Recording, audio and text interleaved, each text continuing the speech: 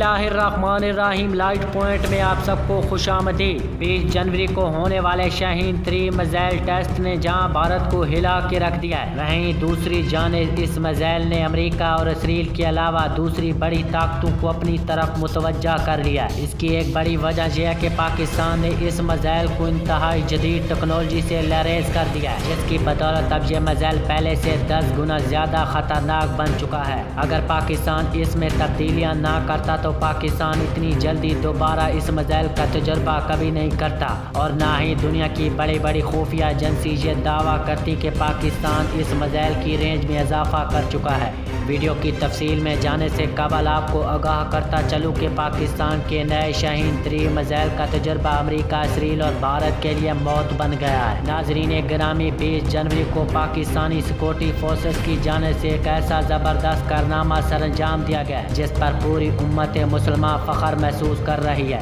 क्योंकि इस मिसाइल तजर्बे ने इसराइली फौजी टकरेन की धज्जियाँ उड़ा के रख दी।